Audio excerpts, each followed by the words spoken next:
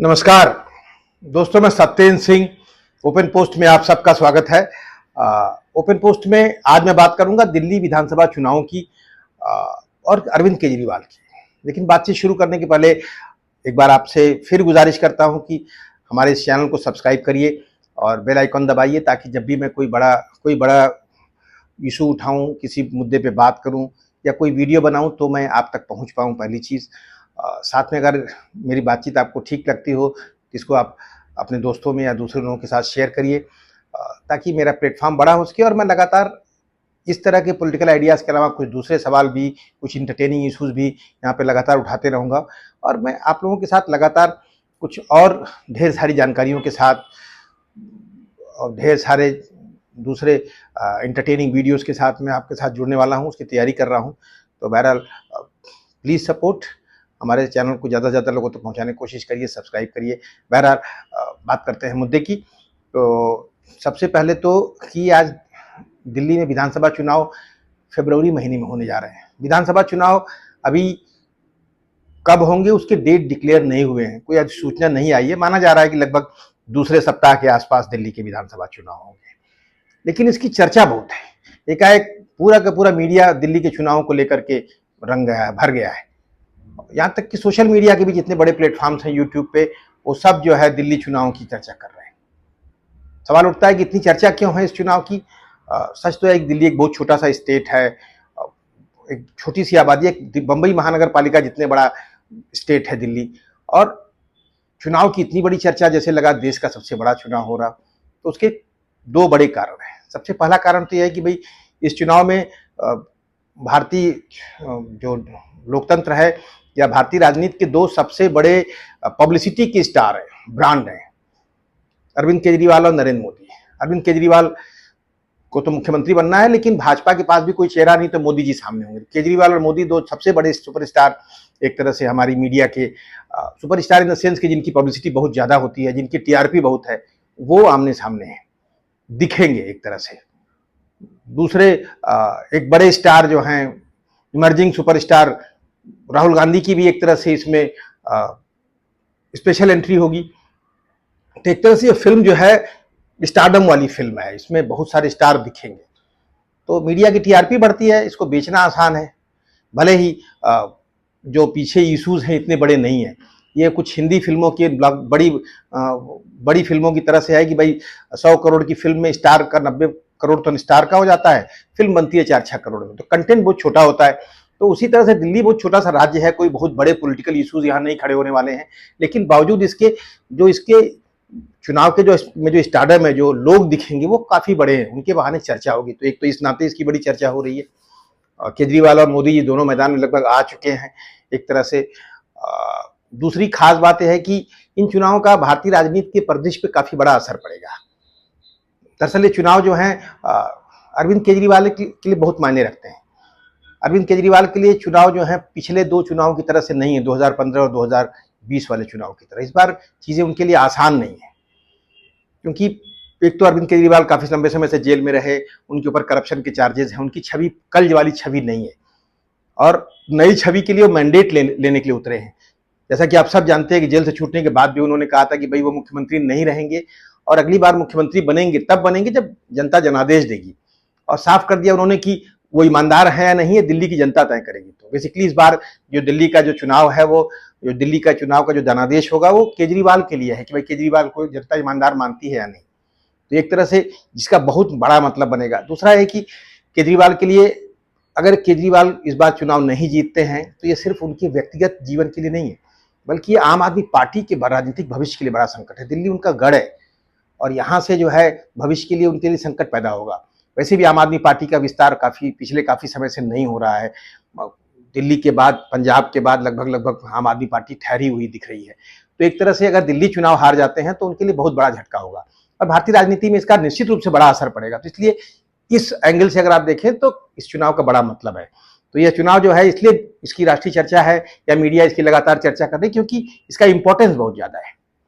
सवाल है कि इस बार केजरीवाल के लिए दिल्ली का चुनाव क्या पहले जैसा है। आमतौर पर दिल्ली में अरविंद केजरीवाल अपराजयी माने जा रहे थे। पिछले विधानसभा चुनाव में भाजपा से 15% ज्यादा वोट केजरीवाल को मिला है। भले लोकसभा चुनाव हार गए 24 का, लोकसभा चुनाव हार गए 19 का, सारी की सारी सीटें हार गए, लेकिन अरविंद केजरीवाल विधानसभा में बड़ी मार्जिन से चुनाव जीतते रहे हैं 2015 2020 दोनों। लेकिन स्थितियां इस बार ऐसी नहीं है। उसका बड़ा कारण है कि इस बार जो है दो चीजें उनके खिलाफ है। एक तो है कि कांग्रेस पार्टी 2015 और 2020 की तरह से नहीं है। इस वक्त कांग्रेस पार्टी काफी मजबूती के साथ दिल्ली के मैदान में है। कांग्रेस पार्टी का विस्तार हुआ है पिछले कुछ समय में, और कांग्रेस पार्टी ने दो बहुत मजबूत कॉन्स्टिट्यूएंसीज जोड़ी है, उसमें सफलता मिली है। एक तो माइनॉरिटी पे कमोबेश केजरीवाल ने अपनी पकड़ बना रखी थी। माइनॉरिटी में उनकी बड़ी गहरी पैठ हो गई थी पिछले कुछ समय से। वो इस वक्त कांग्रेस पार्टी की फेवर में है कि माइनॉरिटी को ये लगने लगा है कि माइनॉरिटी की लड़ाई या उनके हितों पे जो है सबसे बुलंद आवाज राहुल गांधी या कांग्रेस पार्टी की होती है। माइनॉरिटी कहीं न कहीं कांग्रेस पार्टी के पक्ष में दिखती है, जो अलग अलग राज्यों में गोलबंद होते हुए दिखी है। तो ऐसे में केजरीवाल के लिए कांग्रेस पार्टी मुश्किल पैदा कर सकती है अगर वो माइनॉरिटी उनके साथ गोलबंद होती है। दलितों में भी कांग्रेस पार्टी की बड़ी अच्छी पोजीशन है, क्योंकि एक तो दलितों को कांग्रेस पार्टी जोड़ने की लगातार कोशिश कर रही थी, और पिछले कुछ समय से दलित जो यूथ एस्पिरेशंस हैं, युवा एस्पिरेंट्स हैं, वो दलित जो है कांग्रेस पार्टी प्रति आकर्षित हो रही हैं। खासतौर पे कांग्रेस पार्टी ने जो नीतिगत अपना मुद्दा उठाया है, जिस तरह से ओबीसी में कांग्रेस पार्टी की रीच बढ़ी है, जाति जनगणना को लेकर के राहुल गांधी ने इस मुद्दे को व्यापक बनाया है। और अभी संविधान को लेकर संसद में बहस होने के बाद जिस तरह जय भीम का नारा कांग्रेस पार्टी ने अपने पक्ष में कर लिया, उससे दलितों में कांग्रेस पार्टी की पैठ बढ़ी है। अगर दलित और मुसलमान दोनों कांग्रेस पार्टी के पक्ष में जाते हैं, या एक बड़ा शेयर उनके पक्ष में जाता है, तो यहाँ केजरीवाल का बड़ा नुकसान हो सकता है, क्योंकि केजरीवाल जो है इन दोनों कॉन्स्टिट्यूएंसी पे काफी रिलाई करते रहे, और दोनों कॉन्स्टिट्यूएंसीज के भरोसे उनकी ताकत बनी हुई थी। और साथ में एक दूसरी कॉन्स्टिट्यूएंसी केजरीवाल के साथ थी जो फ्लोटिंग थी, जो भाजपा के साथ शेयर करते थे, वो जो विधानसभा में उनके साथ आ जाती थी और लोकसभा में भाजपा के साथ चली जाती थी। ऐसे में अगर दलित और माइनॉरिटी का जो वोट शेयर है उनसे अलग होता है, उसमें डेंट मारती है कांग्रेस पार्टी, अच्छा करती है, तो केजरीवाल के लिए मुश्किलें पैदा होंगी। सिखों के बीच में केजरीवाल की काफ़ी गहरी पैठ थी। सिखों को पोलराइज करने में केजरीवाल लगातार सफल रहे हैं। एक तो सिखों का वोट बीजेपी के साथ नहीं जाता रहा है, दूसरा है कि कांग्रेस पार्टी पे हमलावर होकर के सिखों को गोलबंद करते थे। मनमोहन सिंह के गुजर जाने के बाद जिस तरह से मनमोहन सिंह को लेकर के सिंपैथी हुई और कांग्रेस पार्टी ने इस बात को जिस तरह से उठाया, उससे एक बात साफ हो गई कि सिखों में भी कांग्रेस पार्टी को लेकर के कल वाली स्थितियां नहीं है। वहां भी कांग्रेस पार्टी अगर थोड़ा रोपिन करती है, अपनी जगह बनाती है, तो केजरीवाल के लिए मुश्किलें काफी बढ़ेंगी। तो यह चुनाव केजरीवाल के लिए कांग्रेस परेशानी पैदा करने जा रही है, और कांग्रेस ये चुनाव पूरी ताकत से लड़ेगी। दरअसल 2015 और 2020 के चुनावों के वक्त कांग्रेस बहुत कमजोर थी।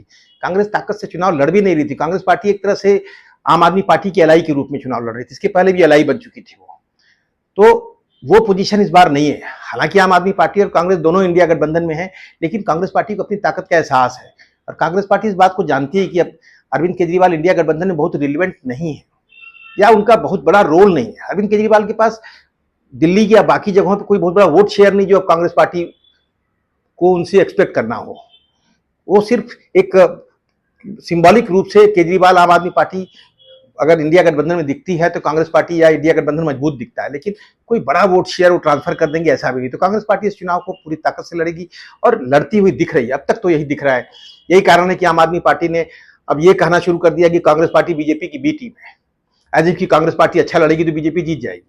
निश्चित रूप से कांग्रेस पार्टी अच्छा लड़ेगी तो अरविंद केजरीवाल का नुकसान होगा। मैं ये नहीं कहता हूं कि बीजेपी जीत जाएगी, क्योंकि कांग्रेस और चाहे अभी भी जो वोट शेयर था पिछले चुनाव में वो लगभग 4-4.5% था। अगर कांग्रेस पार्टी 12-15-16% वोट तक पहुंच जाती है तो भी केजरीवाल भाजपा के सामने चुनौती खड़ी करके रहेंगे, मजबूत पोजीशन में रहेंगे। लेकिन हो सकता है बीजेपी और उनके बीच का गैप कम हो जाए। हो सकता है कि केजरीवाल अकेले सरकार न बना पाए, या हो सकता है वो थिन मेजॉरिटी से बनाए, जो बड़ी मेजॉरिटी उनके पक्ष में थी वो न दिखे। तो कांग्रेस पार्टी की उपस्थिति इस वक्त जो है केजरीवाल को परेशान कर रही है, सबसे बड़ी बात है। इस नाते चुनाव में भी केजरीवाल कांग्रेस पार्टी पर हमलावर होंगे। और रही बात बीजेपी की, तो बीजेपी भी इस बार पहले से अलग चुनाव लड़ेगी। पहले बीजेपी जो है केजरीवाल के साथ दिल्ली में बहुत परेशान नहीं होती थी। बीजेपी ने मान लिया था कि केजरीवाल अगर दिल्ली की सरकार चला लेंगे तो केजरीवाल को नकेल कसना उनको आता है, एलजी को लगा रखा उन्होंने। दूसरा, उनको मालूम है कि अगर आम आदमी पार्टी मजबूती से बड़ी होती है, खड़ी होती है, तो कांग्रेस पार्टी को डेंट करेगी। अब बीजेपी को ये मैसेज जा चुका है कि कांग्रेस पार्टी को अब बीजेपी आम आदमी पार्टी डेंट नहीं कर पाएगी। कांग्रेस पार्टी अपने विस्तार की तरफ बढ़ी है। अब आम आदमी पार्टी जो है जिन शहरी इलाकों में जहां बीजेपी कांग्रेस पार्टी को डेंट करती थी, माफ कीजिएगा, जहां कांग्रेस पार्टी को नुकसान कर सकती थी, अब वहां पर भी आम आदमी पार्टी की वो स्थिति नहीं है, क्योंकि कांग्रेस पार्टी अपने नए वैचारिकी के साथ पिछड़ों, दलितों और माइनॉरिटी को गोलबंद करते हुए आगे बढ़ रही है। तो आम आदमी पार्टी अब जो है कांग्रेस को नुकसान नहीं पहुंचाएगी दूर तक, तो बीजेपी को उसकी बड़ी उपयोगिता नहीं है। अब केजरीवाल उनके लिए बहुत उपयोगी नहीं है। कल तक ये स्थिति थी कि भाई केजरीवाल उन पर हमलावर थे, खूब लड़ते थे, उनके खिलाफ मजबूती से दिखते थे, इससे केजरीवाल माइनॉरिटी का वोट कांग्रेस का खींच ले जाते थे। अब जो है बीजेपी को मालूम है कि ऐसा नहीं होने जा रहा है। अब जो है कांग्रेस पार्टी अपने वोट को कंसोलिडेट कर सकती है। तो आम आदमी पार्टी अब कहीं ना कहीं बीजेपी का नुकसान करेगी, क्योंकि जिस तरह से आम आदमी पार्टी राजनीति कर रही है, जिस तरह से केजरीवाल राजनीति करते हैं, एक तो अपने आप को हिंदू साबित करने में लगे हुए हैं, वो मोदी जी से ज्यादा बेहतर ढंग से अपने आप को हिंदू साबित करते हैं। मोदी जी तो मान लीजिए पैंट कुर्ता पैजामा पहन के गंगा जी में डुबकी लगा लेते हैं। केजरीवाल जो है बहुत सजग हैं, उनको थोड़ा चीजों का, कर्मकांड का की गहरी समझ है, पूजा पाठ करते रहे हैं तो उसको बहुत ठीक से करते हैं। हनुमान जी के मंदिर हर बात पे चले जाते हैं। जेल से छूटने के बाद भी सबसे पहले हनुमान जी के मंदिर चले गए। अभी मोदी के नारे के बीच में बालाजी सालासर मंदिर से बाहर निकलती उनकी तस्वीर वायरल हुई, लेकिन वो बालाजी सालासर मंदिर गए, वो मैसेज कर रहे हैं कि हनुमान जी के भक्त हैं। और वैसे भी भाजपा को मालूम है कि आजकल हनुमान जी भारत में सबसे जागृत हिंदू देवता है। तो ये बात कहीं कहीं बात, माफ कीजिएगा इसको मैंने हल्के टोन में आपसे कहा, निश्चित रूप से इस वक्त सबसे अधिक पूजा हनुमान जी की होती है। तो हनुमान जी एक तरह से माना जाता है कि हनुमान जी इस वक्त जो है आज के काल में जो है सबसे जागृत देवता है। तो हनुमान जी के भक्त हैं केजरीवाल, तो कहीं न कहीं बीजेपी को हिंदू धर्म के जो लोग हैं, जो हिंदू का जो वोट है, उसमें कहीं न कहीं बीजेपी को डेंट पहुंचा सकते हैं। और वो तरीका भी उन्होंने चुन लिया। आजकल वो बार बार संघ परिवार का आह्वान करते हैं। जेल से छूटे तब भी उन्होंने संघ प्रमुख से पूछा मोदी जी के बारे में कि मोदी जी कैसे पार्टी चला रहे हैं, उनकी तानाशाही के बारे में सवाल उठाया। जिस तरह से करप्ट लोगों को मोदी जी ने पार्टी में लिया, फिर उससे पूछा उन्होंने क्या ये सही है, तो उससे सैंक्शन मांग रहे थे संघ परिवार से। और अभी फिर 2-3-4 दिन पहले उन्होंने फिर संघ परिवार के प्रमुख को उन्होंने चिट्ठी लिख डाली लोकतंत्र को लेकर के, मोदी जी की शैली को लेकर के। वो कहीं न कहीं मैसेजिंग कर रहे हैं कि वो संघ परिवार से उनके बहुत गहरे ताल्लुक है, संघ के समर्थकों के बीच में मैसेजिंग कर रहे हैं। वही हिंदू राजनीति के वो बहुत मजबूत चेहरे हैं और वो बताना चाहते हैं कि हम संघ परिवार से मेरा गहरा रिश्ता है, मैं संघ परिवार मेरी आस्था है। वो संघ परिवार को सर्टिफिकेट दे रहे हैं, संघ परिवार को सैंक्शन दे रहे हैं कि संघ परिवार भारत में भारतीय समाज, हिंदू समाज और लोकतंत्र की प्रहरी है, ये स्टैब्लिश कर रहे हैं। तो हो सकता है इससे बीजेपी को परेशानी भी हो रही होगी। हालांकि मैं नहीं कहता हूं कि अभी केजरीवाल उस हद तक पहुंच गए हैं कि संघ परिवार से उनका कोई निजी रिश्ता है, लेकिन ये मैसेज करने में सफल हुए हैं। उन्होंने बीजेपी को एक्सपोज भी किया है। जो बात केजरीवाल पे बार बार उठता था चुनाव के पहले या आम आदमी पार्टी या जो अन्ना हजारे आंदोलन के समय कि भाई संघ परिवार ने इस आंदोलन को खड़ा किया है, उस बात को कमोबेश अब वो केजरीवाल अपनी शैली से और पुख्ता कर रहे हैं। ये जो आरोप था उसको और मजबूत कर रहे हैं। एक तरह से बीजेपी के लिए नुकसानदायक बात है कि भाई जो पिछला जो आंदोलन था वो बीजेपी और संघ ने उसको बैकअप किया था। ये मैसेज अब कहीं न कहीं लोगों के बीच में जा रहा है। वैसे भी उस आंदोलन के ज्यादातर चेहरे भाजपा में जा चुके थे। केजरीवाल और उनकी टीम जो अलग थलग थी, माना गया कि ये शायद सेक्युलर हो, लेकिन नहीं साहब, अब ये तो मैसेज केजरीवाल जी बार बार अपने शैली से बता रहे हैं। तो ये बीजेपी को एक्सपोज भी कर रहे हैं और अपना हिंदू चेहरा भी बनाए रख रहे हैं। तो बीजेपी कोशिश करेगी कि जो उनका कॉमन जो साझा जो हिंदू वोट बैंक है वो वापस उनके पास इंटैक्ट हो जाए। ऐसा ना हो कि विधानसभा में वो बीजेपी के साथ ना होकर आम आदमी की पार्टी के साथ हो, लोकसभा में बीजेपी के साथ हो। तो बीजेपी भी ये चुनाव पूरी ताकत से लड़ी है। वो केजरीवाल उनके लिए उतने रिलेवेंट नहीं है। तो केजरीवाल के लिए मुश्किलें दोनों तरफ से हैं। यह चुनाव उनके लिए काफी कड़ा चुनाव होगा। तो एक तरह से चुनौती उनकी बहुत बड़ी है और सब कुछ उनका यहीं पे दांव पे लगा है, क्योंकि केजरीवाल को मालूम है कि दिल्ली का यह चुनाव अगर वो नहीं जीतते हैं या अच्छा नहीं करते हैं तो उनके भविष्य की राजनीति लगभग खतरे में पड़ जाएगी। क्योंकि भारत में सामाजिक गोलबंदी हो रही है, राजनीति में वैचारिक गोलबंदी हो रही है। और अरविंद केजरीवाल विचारहीनता के नेता है, वो दूसरे तरह के नेता है। वो जो है सड़क बनाने वाले, कुछ फ्रीबी बांटने वाले नेता के रूप में अपनी छवि बना के रखे हैं। वो उनके लिए बड़ी चुनौती होने जा रही है और उनके पास कोई वैचारिकी नहीं दिखती है, कोई वैचारिक फ्रेमवर्क नहीं है। तो ये उनके लिए मुश्किलें पैदा होगी। इसलिए चुनाव बहुत इंपॉर्टेंट है। यही कारण है कि अरविंद केजरीवाल इस चुनाव में जितने उनके पास हथियार हैं वो सारे हथियार मैदान में उतार देंगे। जैसे फ्रीबीज को लेकर के कहते हैं भाई अरविंद केजरीवाल जो है लोगों को फ्री पानी, फ्री बिजली या बहुत सारी चीजों के देने के मास्टर रहे हैं, इसके भरोसे उनकी चुनाव खड़ी थी। उसको ये और आगे तक ले जाएंगे। जैसा कि आप सब ने देखा कि अभी महिला सशक्तिकरण के नाम पे 2100 रुपया महिलाओं को हर मंथ दिए जाने की बात करके उन्होंने उसकी घोषणा कर दी और फिर उसके लिए फॉर्म भरवाना शुरू कर दिया। इस पर बड़ा बवाल हुआ। कांग्रेस पार्टी के तो कुछ लोगों ने इस पर विरोध भी किया। भाई कुछ लोग तो इस पर एफआईआर करने तक की बात तक चले गए। वो गलत है। मैं एफआईआर नहीं करना चाहिए, उस पर बहुत एग्रेशन नहीं दिखाना चाहिए, क्योंकि अरविंद केजरीवाल वही चाहते थे। लेकिन जो अरविंद केजरीवाल ने किया, क्या वो सही था?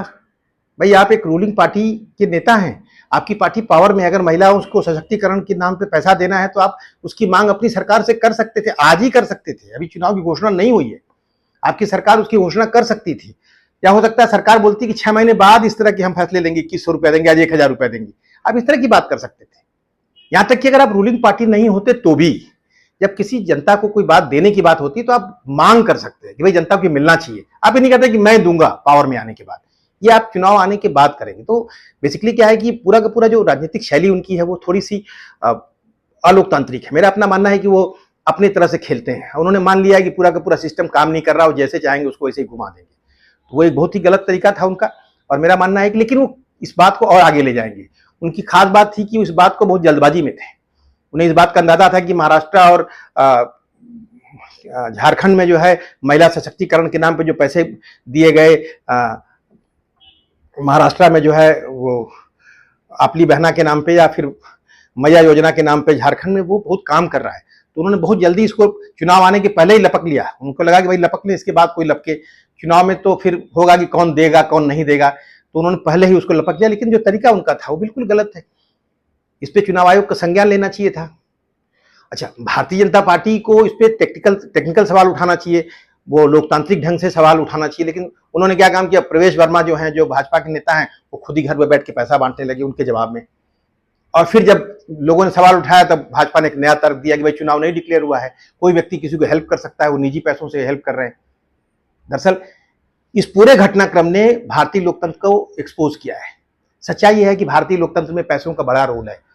चुनाव की जो सूचना जारी होती है, चुनाव जो आयोग है उसके बाद काम करना शुरू करता है। तो एक तो चुनाव आयोग बहुत फंक्शनल नहीं हो पाता है, और सूचना जारी होने के बाद भी लोग इस तरह का घालमेल करते हैं। लेकिन इसके बावजूद चुनाव आयोग चुनाव की सूचना के पहले उसकी कड़ी बड़ी भूमिका नहीं होती है, और पॉलिटिकल पार्टियां उसके पहले से जनता में, समाज में इस तरह का ब्राइबरी करती रहती हैं, इस तरह से लोगों को हेल्प करके अपना वोट बैंक बनाती रहती हैं। क्योंकि समाज गरीब है। आप सब जानते हैं कि जितने बड़े माफिया हैं जिनके बारे में आप चर्चा करते हैं यूपी बिहार में या बाकी जगहों पे, जो निर्दलीय विधानसभा या लोकसभा जीत जाते हैं, इसलिए नहीं जीत जाते हैं बहुत बड़े माफिया हैं या लोग उनसे डरते हैं, इसलिए कि वो पैसा उनके पास, वो हेल्प करते हैं, लोगों को सहयोग करते हैं। और जिसको आप सहयोग करते हैं, भारतीय समाज में जो गरीब समाज है, जिसका एक छोटा सा सहयोग लोगों के मन तक पहुंचती है बात, उनको आप किसी नारे और किसी विचार से उससे बदल नहीं सकते हैं। ये बहुत काम करता है। और भारत में जहां गरीबी इतनी बड़े पैमाने पे है, वहां इन पैसों का, इन फ्रीबीज का बड़ा रोल है। इस पर कुछ चेक होना चाहिए, इस पर राजनीतिक बहस होनी चाहिए। ये बड़ी खतरनाक स्थिति है।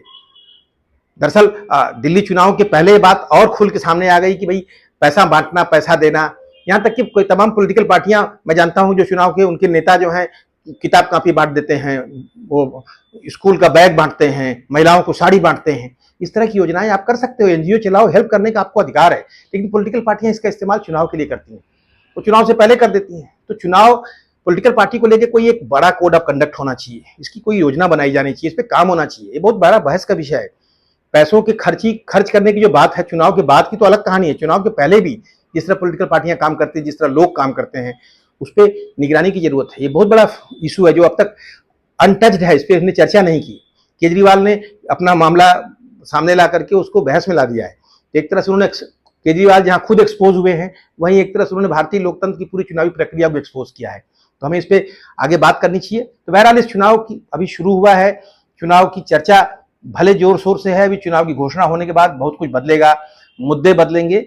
इसके बाद हम देखते हैं कि चीजें क्या होती। बस यह है कि केजरीवाल जी के सामने मोदी जी आ गए हैं। अब मोदी जी ने भी ढेर सारी घोषणाएं कर डाली हैं, कई शिलान्यास कर डाले हैं, कई 16,000 करोड़ के शिलान्यास कर डाले हैं, तमाम उद्घाटन कर रहे हैं, वो भी मैदान में है। इस चुनाव के बाद कोई बहुत बड़ा पॉलिटिकल इशू नहीं बनने वाला है। सवाल होगा कि कौन सी पार्टी किसको क्या देगी। चुनाव कुछ उसी तरह से लड़ा जाएगा, उसकी घोषणाएं होंगी, कौन लोगों को विश्वास दिला पाता है अपने देने का कि मैं दूंगा या हमारा कमिटमेंट पूरा होगा। ये सारी बहस तो वैसे भी चुनाव में नहीं होगी, लेकिन इन सारी चीजों में बहस होनी चाहिए। भारतीय लोकतंत्र कुछ एक खतरनाक रास्ते पे जा रहा है। इस चुनाव के पहले ये संकेत मिल रहे हैं कि हम जिस तरह के चुनाव लड़ रहे हैं, जिस तरह से पॉलिटिकल पार्टियां चुनाव लड़ रही हैं, जो उनके मसौदे होते हैं वो बहुत मजबूत नहीं है, हमारे लोकतंत्र को मजबूत नहीं कर रही, बल्कि इस देश के गरीब जनता का माखौल उड़ा रही है, उनका मजाक उड़ा रही है, लोकतंत्र को कटघरे में खड़ा कर रही है, हमारी चुनावी प्रक्रिया को कमजोर कर रही है। तो बेसिकली ये है कि दिल्ली चुनाव अभी होने वाला है, देखेंगे कि इस चुनाव की शक्ल क्या होती है, कैसे चुनाव आखिरी मोड़ तक जाते जाते या चुनाव शुरू होने के बाद कैसे चीजें दिखती हैं। अब तक की स्थितियां कमोबेश वही है कि भाई एक तो यह है कि केजरीवाल के लिए चुनाव आसान नहीं है, दूसरा है कि केजरीवाल इस चुनाव में सारे घोड़े खोलेंगे क्योंकि उनके लिए उनके भविष्य का सवाल है, और इस चुनाव का से भारतीय राजनीति के भविष्य पे बहुत असर पड़ेगा, इसलिए चुनाव बहुत इंपॉर्टेंट है। बहरहाल हम इंतजार करते हैं चुनाव की घोषणा होने के बाद, देखते हैं उसके बाद क्या कुछ बदलता है, क्या कुछ होता है। अभी जो शुरुआती संकेत हमने उसकी बात की, फिर बात करेंगे किसी और विषय पे। तब तक के लिए नमस्कार।